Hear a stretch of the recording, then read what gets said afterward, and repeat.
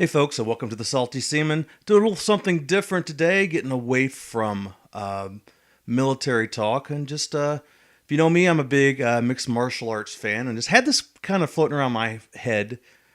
Different organizations in MMA that have come and gone.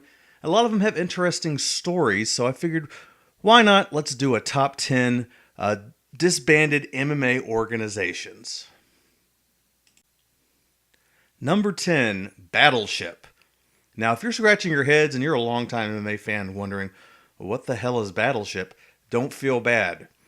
Battleship never actually existed, but it's one of those things that was such a funny legend and rumor amongst longtime hardcore MMA fans from back in the dark ages of the late 90s that it's worth a mention on this list. Now, the basic idea was because there was such problems getting regulation and fights in many states, an organization was going to put a bunch of fights out in international waters on a ship, therefore avoiding any kind of regulation or oversight and allowing the fights to happen.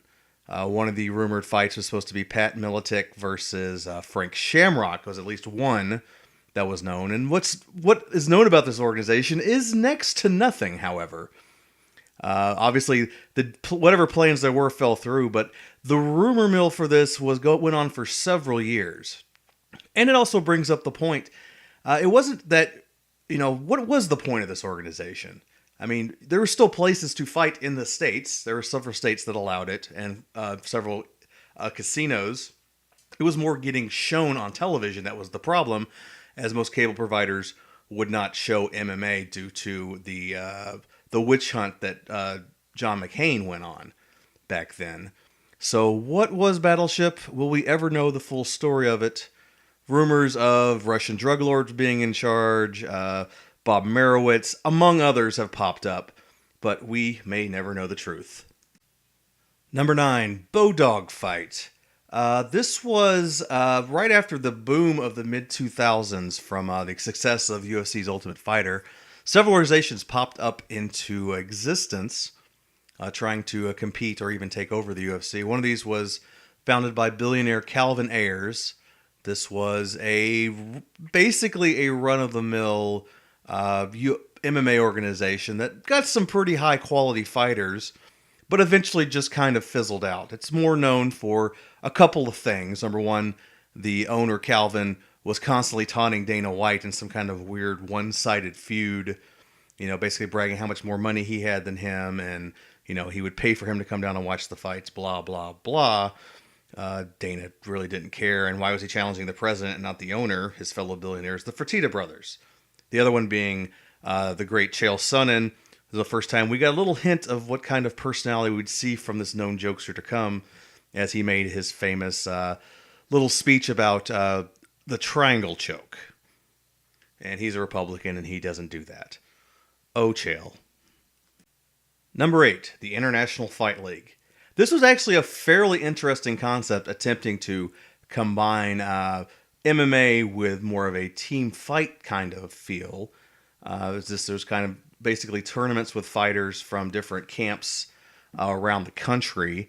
They were the first actually to get on broadcast TV at the time. The UFC was on Spike, and no one else was really into broadcast. It was on I can't remember the name of the station. It was like the CW or one of the minor ones, but it was broadcast TV, and they were pretty good with paying their fighters too. Their pay structure was very good. It was a very fighter friendly organization. They also gave out stock options, but the organization eventually flopped due to lack of interest and ability to make their money back. One of the notable pieces of it, there really was a Extreme Couture team that was led by Randy Couture, who ended up in a lot of legal battle over the rights to even show Randy on TV, because at the time he was in the middle of a contract dispute with the UFC, and one of his first of two, and basically it just kind of fizzled out. But there are a lot of cool teams on there. The Shamrocks, they have the Lions Den, the Sharks, the Silverbacks. It was kind of fun. Didn't care for the ring much, but I never do. Number 7, Affliction MMA. Now, this one didn't last long. It only had 2 cards, technically, but boy, what a splash and impact they made on the world of MMA during their brief time. Of course, Affliction is a clothing company, longtime sponsor of the UFC, and then they decided to go into the fight business for themselves, which got their clothing banned from UFC TV for a while. The owner of Affliction is a huge MMA fan, obviously. He actually even fought on one of the undercards. But basically, the two cards were known for. They were co-promoted with M1 Global, which was basically was a vanity promotion for Fedor and his company, as Fedor was the main event of the 2 cards that happened, beating 2 former UFC champions in both, Tim Sylvia in one and Andrei Arlovsky in the other, and was due to go on to his 3rd fight card against another former UFC heavyweight champion, Josh Barnett. However, Josh Barnett decided it was time to fail his 3rd or 4th steroid test. I can't remember which one it was before, and out of competition, right, like about a week before the fight was due to happen. So the fight card fell apart, and Affliction MMA was no more. Affliction went back to UFC, got back in their good graces, which of course again would disappear once they made the Reebok deal. But very interesting, if short-lived, life of Affliction MMA. Number 5, Dream. Dream Promotions basically was built in the ashes of Pride in Japan and featured a lot of good fights over about 3 or 4 years. However, the MMA market in Japan went from one of the biggest sporting draws in the country to, after the all the problems with Pride and Yakuza implications, that basically the sport kind of withered and is nearly dead in Japan even to this day, other than a hardcore cult following. But Dream put on many great events and kept up the tradition of the Japanese MMA New Year's fights, and we've still got a lot of great freak shows and other high quality fights out of them before their eventual demise. Number 4, Elite XC. Now, Elite XC definitely has an interesting history. They were a lot of firsts. They were the first on broadcast TV and a major card besides the IFL, and co-promotion most of the time with Strikeforce. They were on CBS. They were first on a major broadcast, along with being on Showtime. They, of course, helped start the MMA career of Kimbo Slice. They showed the first female fight ever, MMA fight on TV, between Julie Kedzie and the great Gina Carano. I was live there for that fight, amongst other things. They were, however, a bit of a shady business.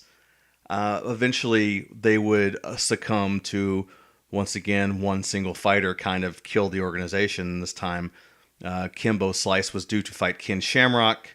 Ken Shamrock pulled out due to a cut, was replaced by Seth Petrozelli, a fairly unknown 205-pounder, moved up in weight last minute and knocked out Kimbo in 17 seconds.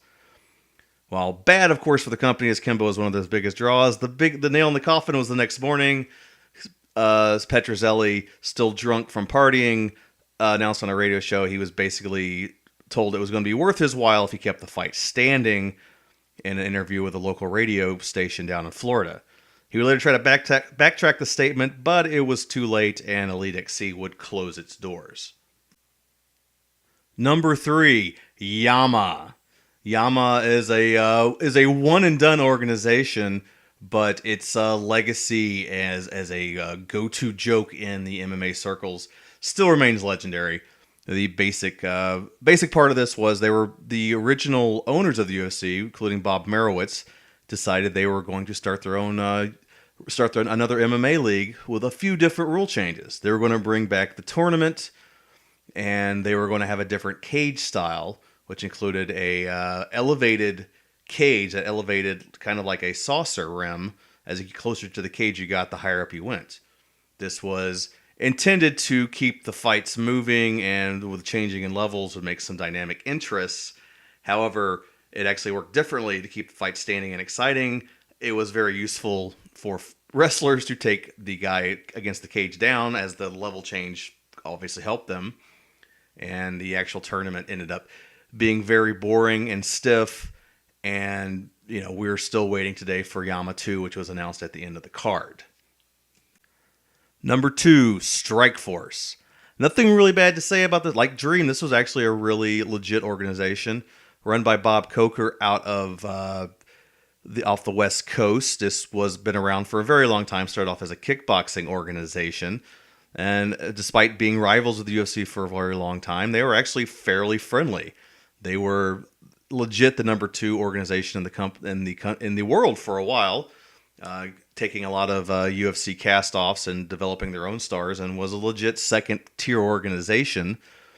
But at some point, Dana decided he was going to buy them, along with, of course, the Fertittas, and Strikeforce was bought out, was ran as a separate organization for a while, much like the WC, which did not make this list, but eventually would completely be enfolded into the UFC. I'm sorry, Scott Coker. And the number 1 defunct organization, of course, had to be Pride Fighting Championships out of Japan. At one time, the biggest MMA organization in the world. At one time, it was dwarfing its only nearest competition, the stateside UFC. In Japan, it was the place to go. It was the biggest thing in Japan for a while, or close to it, beyond baseball and sumo. They had the greatest freak fights in the world. Some of the greatest fighters ever came out of that organization. Some of the greatest fights of all time came out of that organization during its 10-year run, from being which Japanese wrestler can beat a Gracie, which is their original intent, and which created Sakuraba and other stars like Rampage Jackson and Vanderlei Silva would cut their teeth there. Dan Henderson, just the list goes on and on. Unfortunately, in 2005, their involvement with the Yakuza criminal organization of Japan would get them kicked off TV, and eventually they, much like Strikeforce, they would be bought out by the UFC, who essentially overpaid for a tape library, as they were not allowed to rebrand and bring back Pride on Japanese TV, as the scandal was just too much for anyone in broadcast TV to touch the name Pride.